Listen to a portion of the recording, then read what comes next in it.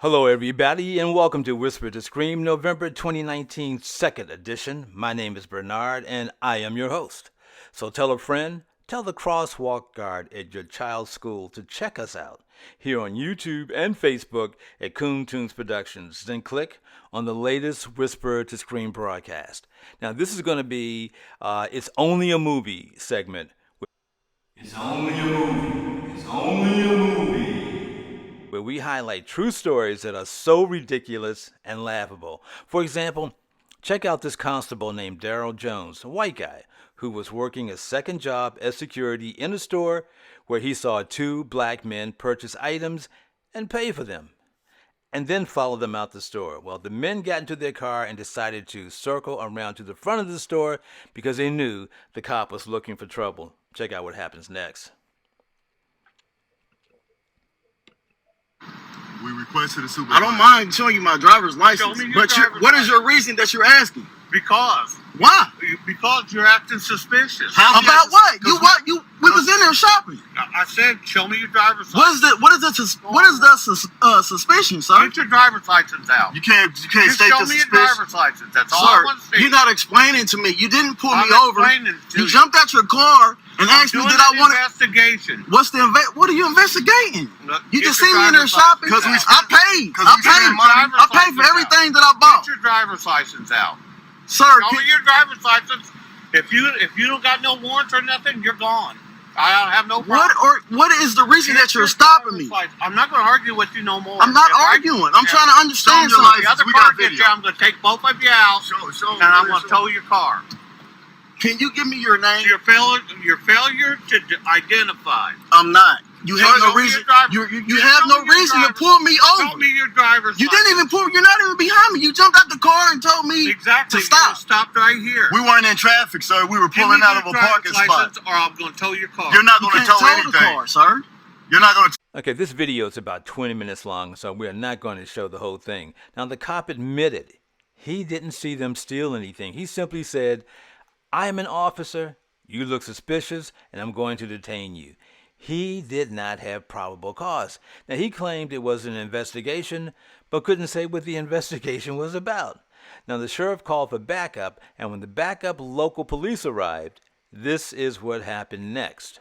Because I know he couldn't really articulate what he was trying to say. Yeah, as far as I know, based upon what happened, I don't think either of us have any reasonable suspicion to believe Right. that there's a crime taking place. Right. It says there's no reason for a traffic stop at this point. Right. So there's no legal requirement for you to identify yourself to an officer at that Right, point. So right. if you don't want to give him ID, then you don't have to give him ID at that point. And we tried to be calm and talk to him like that, and he just.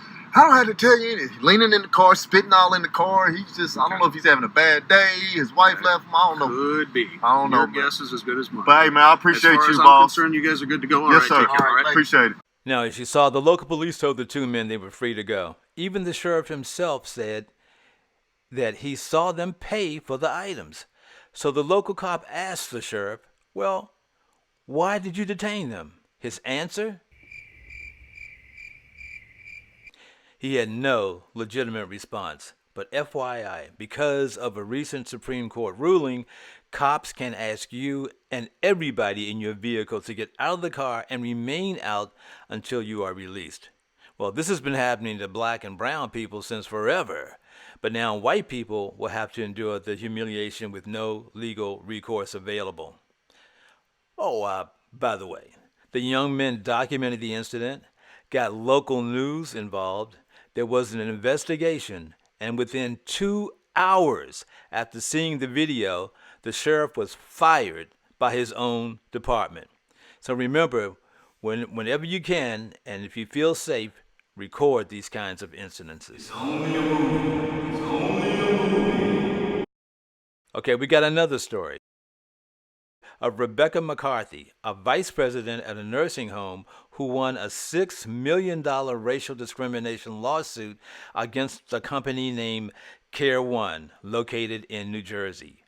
Her newly hired senior vice president, a white woman named Allison Fitzpatrick Dursky, told Ms. McCarthy to her face she did not want to see a black person walking around in a suit, even if you are a vice president. I want to see you in scrubs, flats, and a lab coat. Well, Miss McCarthy said she was fired the very next day and was replaced by a white woman. Now, Miss McCarthy also said that Miss Fitzpatrick Dursky told her the very first day they were working together that she did not want to see a black person in a leadership role. Now, here is a real twist to the story. The white supremacist is divorced from a black man and has 3 children. How does this happen? So, always keep in mind that having black friends or even being married to someone black does not necessarily rule out racial bias. I want to reflect on the Byron Allen Comcast case we covered in our last broadcast. Now, the Supreme Court is presently ruling on the validity of the Civil Rights Act of 1866, which was put in place to ensure that newly freed enslaved people would have a fair and equitable path to employment and entrepreneurship. If it rules against the Civil Rights Act of 1866, it would mean a plaintiff must prove 100% inequality based on race. So, if the racist Miss Fitzpatrick Dursky said, hey, it wasn't entirely racial, I also didn't like her wearing blue shoes every day, then the courts could rule it wasn't 100% racial, and the case must be dismissed. As silly as it sounds, this could legally happen. So please hit up everybody from your local council member all the way to the White House. As always, be blessed and stay woke.